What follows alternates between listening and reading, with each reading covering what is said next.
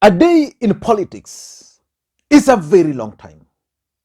Who would have imagined that Karanja Kibicho, the principal secretary for Interior, and the Deputy President, Dr. William Ruto, would be exchanging words bitterly over the candidature of Raila Odinga in 2022. Who would have imagined that? Nobody.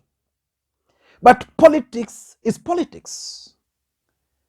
Karanja Kibicho and to some extent the Cabinet Secretary for Interior indicated that Raila Odinga is going to win the presidency of the Republic of Kenya by garnering over 60% of the votes. So if Raila were to garner 60%, it means William Ruto was not even going to reach the 40% mark. And I explained on this channel that the statement by Karanja Kibicho and also by Joe Musheru were intended to achieve several things. And one of the key things it was intended to achieve was to prepare the minds of William Ruto supporters psychologically and also to lay ground for rigging. So today the Deputy President met with the European Union ambassadors in this country, and he talked about rigging schemes in this country. Later on, the Deputy President, while addressing another meeting, responded bitterly to Karanja Kibicho. Umesikia wengine ambao ni wafanyikazi wetu. Mimi na Uhuru Kenyatta ndio tulienda tukatafuta serikali. Na tukakuja tukawaajiri watu hapo, wafanyikazi wa serikali. Sasa hawa wafanyikazi wetu wa serikali wameshikwa na kiburi na madharau mingi, mpaka hata wanasema mambo ya uongo. Ati mtu anaenda kwa TV anasema ati kuna intelligence report inayosema ati Azimio sijui iko na kiwango gani. Mimi ndio naibu wa rais wa Kenya. Intelligence report baada ya rais kupatiwa, mimi ndio napatiwa, kabla ya hawa watu wengine wanafanya kazi hapo chini.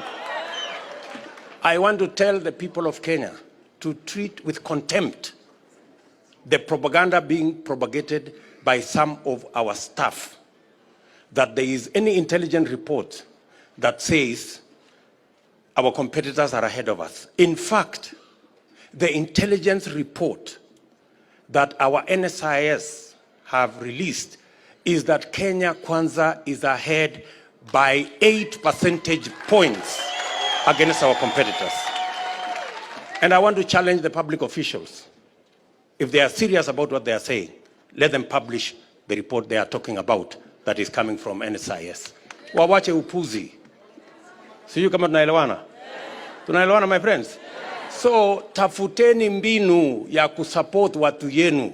Kama muna support mtu ya kitendawili, tafuteni mpango, tafuteni mbinu, wacheni propaganda at intelligence report. Hakuna intelligence report. I can comfortably tell the people of Kenya there is no such intelligence report. The fact that the Deputy President can go ahead and respond to Karanja Kibicho means that whatever Karanja Kibicho stated are significant politically speaking. So in this video, I want us to look at the response by the Deputy President, why he decided to respond to Karanja Kibicho, because he's saying that whatever Karanja Kibicho said were fake. William Ruto is the Deputy President of the Republic of Kenya. And being the Deputy President of the Republic of Kenya, sometimes it's not good for him to respond directly. But on this particular matter, he decided to respond directly. I know some of you guys might have missed the statement which Karanja Kibicho made previously. Listening to Karanja Kibicho before we proceed. When a few of your colleagues have expressly said that a certain candidate will win in the first round, how difficult do you think it will be for any of the other, we don't know how many will be cleared, to feel comfortable to invite a man or men or women who've expressly stated that this is where our interests are? You know, here, we don't speak from emotions ourselves. We speak from facts.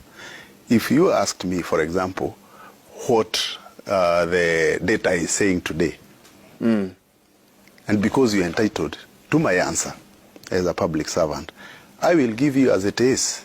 And the burden of proof then shifts to you. If the data I've given you think is misleading, then tell me what data you have and from where that says otherwise. And I think you cannot criminalize someone for giving you information you have asked for. If, for example, you ask me today, what is the polling with respect to the institution I work for?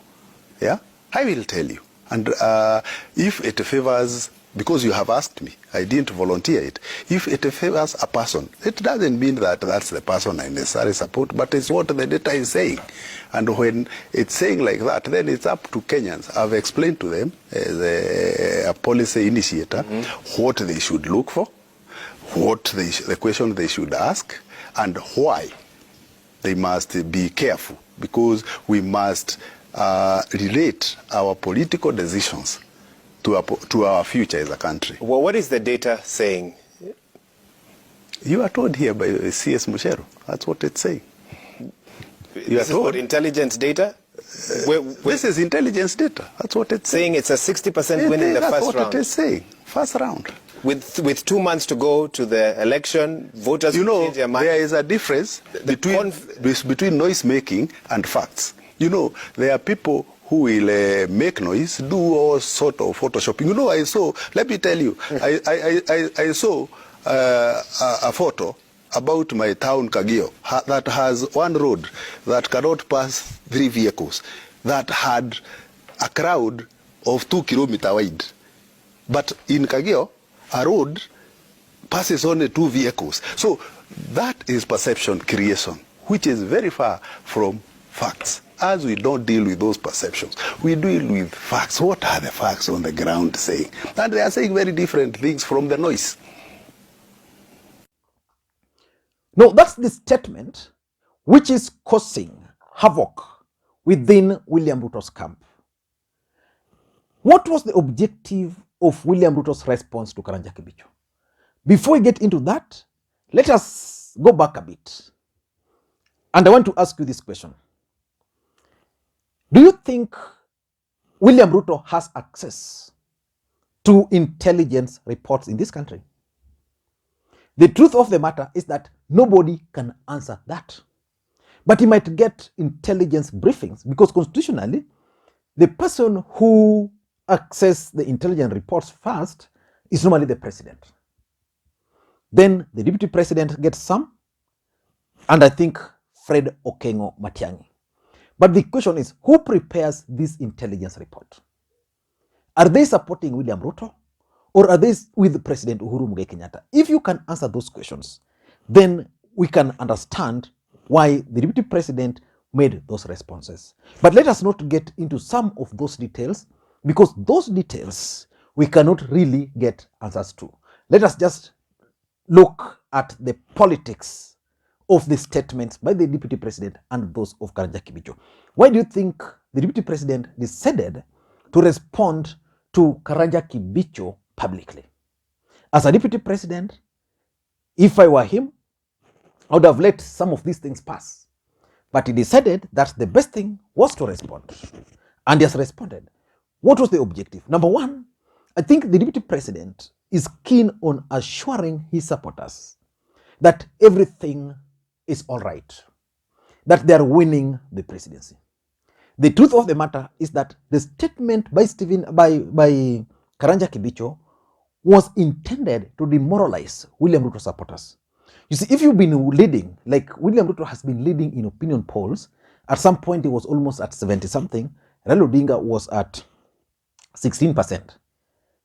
And when Raila Odinga declared, the deputy president was at 60-something%, then Raila Odinga moved, I think, to 26. Then when Raila Odinga began campaigns, it almost became neck to neck. William Ruto was at 40-something, Raila Odinga was at 30-something. And there's a belief that the president is behaving the way he's behaving based on intelligence report. For example, the moment Raila Odinga nominated Martha Karua, the original plan was for Raila Odinga and Martha Karua to go to Central. But the intelligence report, the intelligence, NIS, advised Raila Odinga not to accompany Martha Karua because that would have diluted the trip. And he did that. So most people believe that Uhuru Kenyatta's moves and actions are actually informed by intelligence briefings. So the idea why Kibicho and Musheru have been telling Kenyans that Raila is going to win by 70% was intended to demoralize them. So William Ruto must assure the supporters that forget about that 70% thing. We are ahead of them by 8%. He's not talking of the statement, of the percentage. We are ahead of them by 8%. And 8% is huge. It's huge. The only thing is, by that time, Kalonzo was still dilly-dallying. But I personally don't think whether Kalonzo can influence Raila Odinga to get that 8%. That's something I don't know. But he wanted to assure his supporters that if anything, we are ahead of them, 8%. So that's number one. Number two, the deputy president is also keen on dismissing the report as fake. You see, Karanja Kibicho is the cabinet secretary for Interior. Fred Matiang'i constitutionally also receives this intelligence report. And you've been seeing the way Matiang'i has also been bullish towards the DP. If you listen to the DP, he was very categorical that the person who receives the report is the president, then him, then wale wengine. Then he went further and stated that these other guys, it is us, it is me and Uhuru who employed them. So I think from that, William Ruto supporters will now start beginning to believe that whatever Karanja Kibicho and these guys are saying are fake. So that's number two. Number three, I think the deputy president is also keen on trying to downplay the influence of the deep state. Basically, he's trying to underrate the deep state. The truth of the matter is that President Uhuru Kenyatta has the deep state. That's the truth. And this deep state is deep. That's why in IBC itself, over 1 million voters, according to them, have been removed from the register. Who removed the list? Who removed those voters from the list? That's the work of the deep state. But the deputy president is downplaying the role of the deep state because he has assured his people that there is no way his votes can be stolen. He's assured his supporters that he will defeat the deep state. So I think this kind of attitude is good for the deputy president, because sometimes if you give up very soon, then he might not even manage moving forward. But the way things are moving, it's going to be very difficult and interesting moving forward. And number four, I think the DP is also keen on laying the grounds to reject the results. He's saying that this intelligence report is fake. And I was also asking myself yesterday, why would Karanja Kibicho and the team talk of intelligence report? This is the first time we are seeing public officers talking of intelligence report publicly for the first time, which means it was intended to sway the minds or to shape the thinking of Kenyans towards a particular direction. But the deputy president is now responding that according to the report we have, we are ahead by 8%. To change 8% difference is not easy. Therefore, should IBC go ahead and conduct elections and Raila Odinga emerge the winner, they have they have good grounds to reject those results. And lastly, I think we are now in that stage of propaganda, psychological warfare. That's the stage where we are. I'm hoping that the Cambridge Analytica will be unleashed so soon, so that we will be able to see the dirt from both sides. But I think now it's propaganda. So the DP believes that whatever Kibicho and the group are saying are propaganda, and therefore he has to respond to them. Or maybe it is the DP who is now playing propaganda game. So let us wait and see how all thing is going to unfold. Thank you, guys. Kisumu is a bit cold this evening, and see you tomorrow. Kalonzo Musyoka made the move. He joined Raila Odinga. Is that move significant? For me, I don't think Kalonzo Musyoka's move is significant politically speaking, other than helping Raila Odinga consolidating the Wiper support base. That's something we have to analyze. Until next time, this is Lee Makwiny. Thank you, and may you have a good day. Bye-bye.